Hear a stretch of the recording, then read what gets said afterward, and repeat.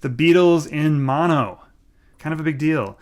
One of the most coveted box sets in recent memory. If you were lucky enough to have a 2014, you know how valuable it is. You know that you could probably flip it on Discogs and make money if that was your aim, right? Why are these so important? Because these are direct to the source recordings in mono right from the analog tapes with no digital interference, and they're supposed to sound better than they did at the time, because at the time turntables were not as nice as they are now unless you had a really high-end system, and they had to watch out for like too much bass. They didn't want the needle popping out of the groove and all that. So this is like the closest you can get apparently to being in the room when they were mixing this thing, because you are hearing it exactly the way that they wanted you to hear it, and like those original Beatles and mono pressings, but without the limitations, and certainly without the hiss and the scratches or whatever may be on your original Beatles records if you happen to have them. So this covers a period from Please Please Me until the White Album. The Beatles were apparently in the room with mixing these records, right? Please Please Me all the way through the White Album, all in mono. They were very involved. The mixing sessions could take a long time. Stereo was often handed to more of a junior member of the team and done in a fraction of the amount of time. And the Beatles, the story goes anyway, they weren't really there for most of those sessions, the mixing sessions for the stereo version. Well, now once stereo got more dominant, they were probably there, but they were still making a mono mix. And apparently the Beatles still preferred it and were in the room for sure for the mono up until the White Album in 1968. So the interesting thing about this is that these records were not, I mean, there's a log and that'll show you that shows how many times these tapes were ran to produce records, and it's not that many. And these are all listed. All these are up until the 2014. So a lot of people want them to run the tapes again because 2014 was quite a while ago. These are such a hot commodity. You can't get them anymore, even though they used to, individual titles were available for a while. So even though you could buy things relatively cheaply back in 2014 because they had these mono and stereo versions available, and picking up the mono was, I suppose, I mean, that's probably one of them. I remember I bought Revolver, was probably just deemed inferior. Like, why in the world would you want a mono record? I mean, I thought that way for a long time. It's like, mono? Like, why would I listen to a mono record? And I know, like, a lot of people think that. And in a lot of cases, I do prefer listening to stereo. That's what I'm used to. But I got pretty excited about this box set, hearing other people talk about it, knowing that this is the way the Beatles intended their records to be heard, and also falling in love with vinyl and starting to really see just what amazing medium it is, and having the right kind of stereo to hear everything. I was pretty intrigued. About this coming out. But the story went, are you going to run the tapes again after 2014? I mean, these are getting kind of brittle. They can only be run so many times. You could do damage to them. But apparently they did not have to do that, because they announced back in May that they had new Beatles in mono, still from the 2014 running of the tapes, apparently. I think they just reused the plates. I don't think they must not have been totally exhausted with how many pressings you could make. So these are, for all intents and purposes, identical to the 2014 box set. And when I say these, I'm talking about the 2025 Beatles in mono box set. This is the book that came with it. The whole thing is on the floor next to me, and really heavy, actually. So how did I get one? Because there's so much controversy around this thing. The rollout was ridiculous. If you were on the Beatles message board, you got an email saying that there's a pre-sale, like it was maybe 12 hours or something before, maybe 24 hours if you were up early enough, before the on sale for regular folks. But it wasn't something that anybody could access it that had the URL. I happened to be on a message board. I happened to be there when everybody started talking about this. And so I took the URL and I was able to put one in my cart. But I had sticker shock. I'm like, do I really want do I really want to pay for this? And then there was all this talk, well, individuals will probably be available. And I'm thinking, hey, if that's the case, I have the Revolver in mono. I'll get, Rubber Soul, Help, Sgt. Pepper, the White Album, and maybe that's all. Beatles for Sale, and that's probably good. And I wouldn't need them right away. Maybe I'd just buy them, whenever. I don't think that's going to be the case. I mean, they certainly haven't made any announcements, but they're so poor about making any kind of announcements because they had that pre-sale. The on-sale was supposed to be the next day. Well, by the time that on-sale came on, I mean, in America anyway, you might have had a half hour before they were all completely gone. Probably had a half hour because people like me were like, do I really want to spend this kind of money on this? I took it out of my cart. I was like, you know what? Maybe they will become available individually. I don't want to spend that kind of money. And I didn't. But I kept looking at the message board. And after the US sold out, Canada pops up. And apologies to any Canadians who might feel like I took their box set. But if you're in the US and you buy Canadian, you get a pretty substantial discount because of the US dollar strength of the Canadian dollar. And I bought it in the Canadian store. Also had a 15% off newbeatles.com customer coupon or code. Put those both in and saved a lot of money. And then it felt like a no-brainer. I thought, you know what? If I get this and I want to turn around and sell it, I could probably double what I paid for it. That's not my intention at all. But just knowing how valuable these are, I'm like, okay, whatever. It's kind of a no-brainer. Let's get this. It didn't come out until July. And then I had to wait another probably week and a half until mine came.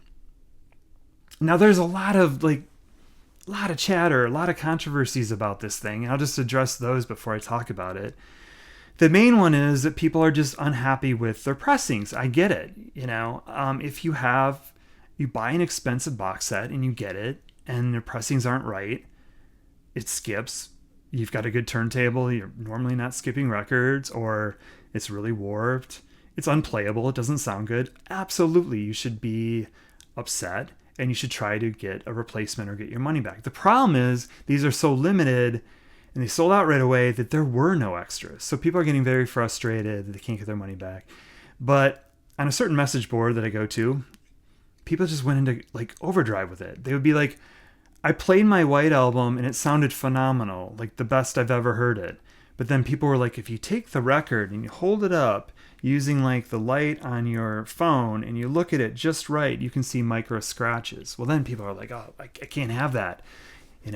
Somebody was like, this is like a museum piece. I would want this to be perfect. I don't want this being like a VG plus from the start. And I was honestly getting annoyed with a lot of it because if it plays well and it looks shiny and perfect, the type of record, if you were in a record store and you pulled it out, you would buy it without hesitation because it looks so perfect, as it should. It's new. But there's a shower light apparently, where people can see all kinds of imperfections.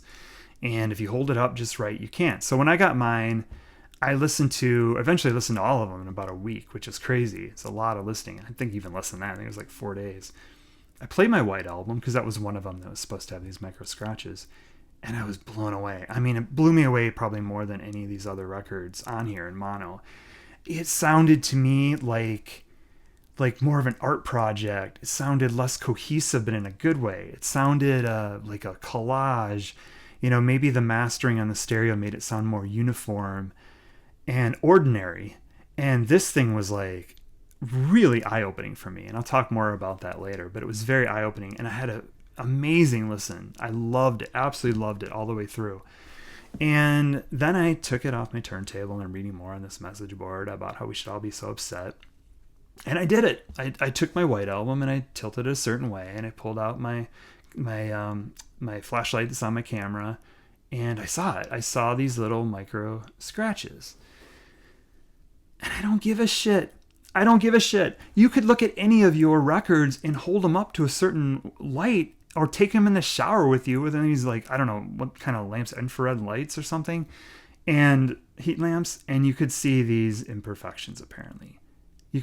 I don't care.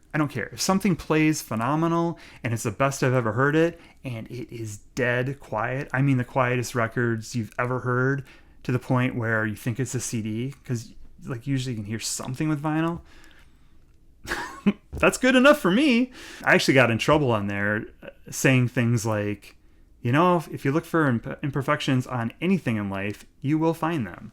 Like, just enjoy this shit. It's amazing. I'm cussing too much. I should probably tone it down for my YouTube audience. Your sensitive ears out there. I don't have a problem with any of these records. All of them sounded phenomenal. Like I said, each and every single one were like dead quiet. And I had learned, though, that a lot of people were saying that these inserts were scratching them up. That if you took these paper on the outside, plastic on the inside, sleeves that all these were in, the inner sleeve, and people were saying if you took it out of those sleeves, the sleeve would scratch it. Some people have examples of rubbing a certain way. I wasn't going to try that with any of my records, but I don't care if it doesn't affect play. But I did learn, maybe I did have an advantage getting mine a little later than some people, where I don't really care about those inserts, right? So I cut them out. I just cut or tore along the seams and lifted the record out and put it in a standard plastic liner, the stuff I always use for my records. Maybe I benefited from that. And then people were also mad because the Beatles White Album, all these are a certain kind of sleeve. I think they call them the fold down sleeves. You see the seams here? These were like the original Beatles records were done this way. So it's like faithfully recreated. But when you get into something like the White Album, double record, and it's a top-down kind of record where the vinyl slides in from the top, that's the way it originally was, the vinyl's thicker than it was back in 1968, you run into some problems because these are all vintage size. And one of the major problems people had was that one of these fold-downs the glue wasn't there, that it had popped out. I'll show you that. If you see on this one, I don't know if you can see this, but this is loose. This flap right here is not down and glued like the other one is. But this is a big package, right? This is a lot. That's the thing about these. It's all faithfully recreated to every little detail, posters, everything that was originally in there. So it's just such a treat. And people were complaining too that they would the record sleeves would like kind of puff out. Well, I know. I just was listening to Springsteen earlier and I noticed that one of the new records was doing that. I don't care. I don't understand why some of this stuff is such a big issue where people are asking for replacements when they could just get a little bit of glue and fix it themselves and these sound phenomenal. So it seems like everybody is just talking about all the problems. But if you go on to Discogs or you talk to someone like me, this sounds phenomenal. Maybe I got lucky. Seems like the majority of people on Discogs got lucky too. But some of the message boards will act like this is just one of the biggest fiascos in history. So it's not for me. So what do they sound like? For me, let's recap my Beatles history a little bit, right? I got into the Beatles, I was maybe like 12 or 13. I watched The Complete Beatles. It was a documentary on the Beatles. And I got into the Beatles, or I knew who the Beatles were because of John Lennon. And I got turned on to John Lennon, unfortunately, right after he passed away. So I was a Lennon fan before I was ever a Beatles fan, but Beatles always sounded so old to me. They just sounded like black and white. I did a video on this that I'll probably regret someday, but they sounded like a black and white movie looks, just another time. Love Me Do, I Want to Hold Your Hand. A lot of that stuff just sounded that way to me. And it wasn't until later in high school, because around 15 when I got Sgt. Pepper, and that was like, wow, that was really interesting. I did a speech on the Summer of Love. I talked about that record quite a bit. And then later in college, my roommate had the White Album, played that quite a bit.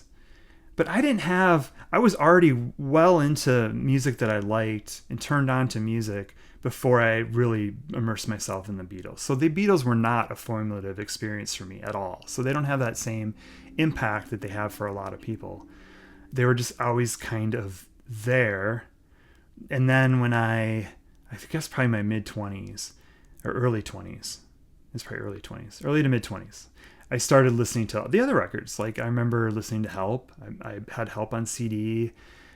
And maybe a couple years later, I got into all the rest of them, except if you watch that video I did earlier, I had never heard Please Please Me with the Beatles and Hard Day's Night. It just didn't interest me, to be honest. So these were a revelation. Why? Because it felt like I was there. It felt like I was transported in some cases to a different time, like Please Please Me, which just rocked. And it was so interesting to hear them kind of more as a rock band and hearing these flawless recordings. Hearing the layers, and I swear sometimes it sounds like it's in stereo, even though it's not. And one thing I should mention, and that was getting a lot of discussion too, is I ended up creating my own Y adapter. It's two adapters, the male and the female end, and you attach one of these to your receiver, and the other one to your output on your turntable or your amp or whatever it is that's powering the turntable. And you can mix the stereo signal down to mono, and then it goes back out into the two channels. Why do people insist on this if you don't have a mono switch or something? Because if you have like a speck of dust in the needles hitting the right channel, or there's any kind of imperfection, it'll just sound off. That's my take on it. Also, it's supposed to sound better. Revolver, which I already had a mono when I listened to it with this kind of setup, it did sound better. Can I explain to you how much better? I don't think my ears are that good, but it just had a presence that I didn't notice before. So listening to all these records, a lot of cases I felt more connected to it, even if it was an older record, like Please Please Me or with the Beatles. I like Please Please Me a lot. This box set totally opened that up for me. I now really like that record. I can't say the same yet with the Beatles and Hard Day's Night. Maybe time will tell on that. The Beatles for Sale really opened up for me. It's weird to think about mono, but it's like, not only, was this a preferred mix? And you're hearing things a little bit differently. You're also hearing, I swear, you're hearing more layers.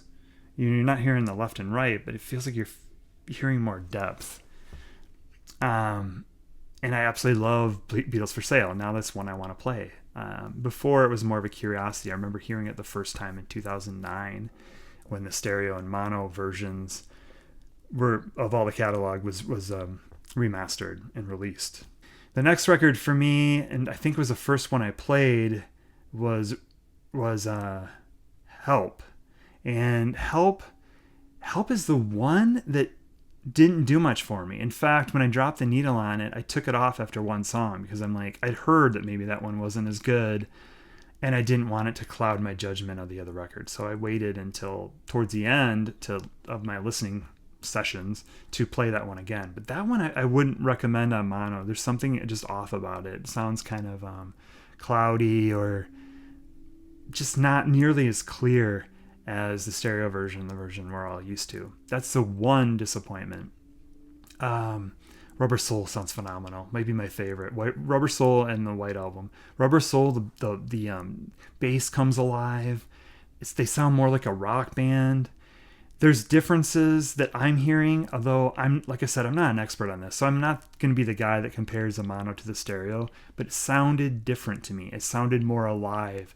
It sounded more artistic. It sounded like you were in the room with them. It sounded magical. It's like almost like I'm feeling the Beatles for the first time in the way that a lot of people that are maybe a little bit older are completely obsessed with. It's like I'm getting a taste of that. I'm hearing these things in a different way. Not the way that's been, Michelle on the radio for years, or hearing that song over and over, or something like Norwegian Wood. And this is the UK version, so it's more rock, right? It's not like kind of the more folky American version. I'd love to hear that in mono now. But I really like it a lot. And it sounds more like, all of these sound more like something I want to listen to over and over again. And that's not usually the case with their catalog for me. Revolver, I'd heard before. I do have that mono. It sounded better on the setup, maybe in context with all the others too.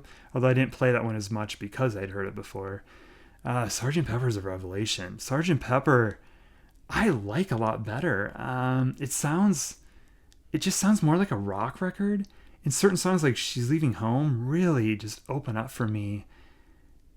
And yeah, Day in the Life, there's some things that are quite different, but I find that I don't know what it is. It just sounds better to me. And it's more of a rock version. It's super clean. All these just sound phenomenal. It does have that end groove, which shocked me. I'd always heard about that. Never had a copy. I had it. And now I can't remember what it said, but it was quite shocking, and it does just loop over and over and over again. If anybody knows exactly what that's supposed to say, please comment. Then we were up to Magical Mystery Tour. You always think of these psychedelic albums sounding so much better in stereo. That one, to me, sounds more psychedelic in mono. It sounds a lot weirder than I remember it.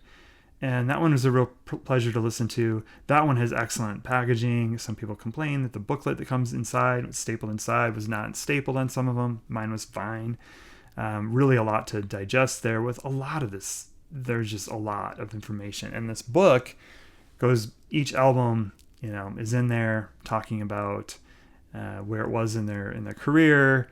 And there's also a little card in each of these that explains the process that they did to rerun the tapes and produce these albums. So after Magical Mystery Tour, the last album that was recorded in mono by the Beatles at the time, recorded in mono, is the White Album. And the White Album, like I said earlier, is just such a revelation. All these are a revelation. That's my keyword, revelation. They really are. And maybe they aren't for people who've heard these a million times. For people that are complete Beatles freaks, have all kinds of stuff, been listening to this like the same way I've listened to some of my favorite bands and bands that are featured heavily in artists on this channel. But for me, it's like hearing it the way it's been described. Like hearing songs that one member brought in and the rest of them played along with, because stylistically it feels more all over the place than it ever did before. And the songs I'm singing or I'm hearing, some of the background vocals, hearing a lot of stuff on this and all these other records I'm talking about. But I feel like especially the White Album and Rubber Soul are probably the ones that I really hear all this the most. And then the last record that comes with this, or double record, is called Mono Masters. This is like Past Masters, a collection of songs, A-sides and B-sides, singles that were released by the Beatles but were never actually part of a released record at the time. That's interesting. That's always been interesting to me too, that they put such good songs out as singles and they're not available on their records, which is always too bad for me because I would like to listen to music that's part of the same time period, the same album, the same sessions, and songs like Paperback Writer and Rain, they just, Strawberry Fields Forever, although actually I take that back, that's on Magical Mystery Tour, but they just don't get played as much because I'm not going to go search for a 45, or up till now I didn't have a mono version or even a stereo version of these songs. Some songs in German, like German versions of some of their songs, a lot of B-sides I hadn't heard before. It's interesting, probably something I won't return to that often. Maybe the later stuff, like Day Tripper, Paperback Writer, Rain, that kind of stuff. Those sides I probably listen to a little bit more. But overall, my God, I feel blessed to have one of these. I'm really glad I have it. I do hope that these become available again, so people that really want them can get them. I feel bad about that. I almost didn't want to do this video because I don't want to rub it in or anything that, hey, I have the Beatles in mono. But I do, and I'm really glad I have it, and it's made me really appreciate them, the artistic nature of them, and the fact that they can just kind of rock on some of these albums. It's just a treasure trove of art. I guess that's the best way to say it. And it feels like a time capsule in a way that the stereo versions didn't. I love it. I do hope, like I said, that this comes out as box sets so people can get them without paying these ridiculous prices on Discogs. That's another thing the Beatles really screwed up on, if you ask me. The people that are in charge of the Beatles is allowing people to buy, I think it was 4 copies. So, people buying 4 copies and turning around and selling the other 3 at ridiculously inflated prices on Discogs and other places. So if you want to get one and you want to spend a ton of money, you can find them, but I really hope that people can just find them ideally individually like they were back in 2014. I don't think that's going to happen, but the Beatles, their website, their management, the people that are managing the store and the band now,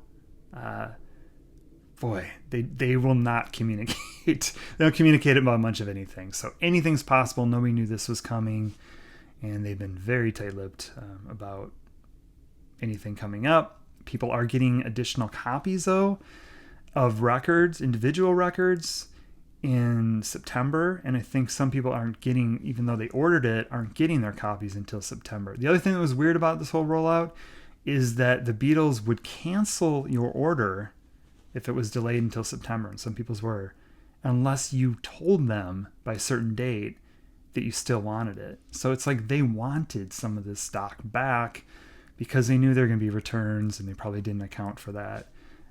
So a bit of a mess. But the fact that there's going to be availability in September means they produce more. Who knows? I mean, are those just for replacements and fulfilling the orders that they weren't able to fulfill? Or did they just say, hey, this has a huge demand, let's produce more and maybe put them up for sale? I certainly don't know. I just hope they do. But thanks, everyone. There might come a time later, or maybe soon, when I talk about these more individually. Like I said, I'm not really the guy to do the stereo versus the mono comparison. I just don't know these records the same way that somebody else would. I love them, most of them. I've always appreciated them more than being a huge fan. This is turning me into a bigger fan, absolutely. So thanks, everyone.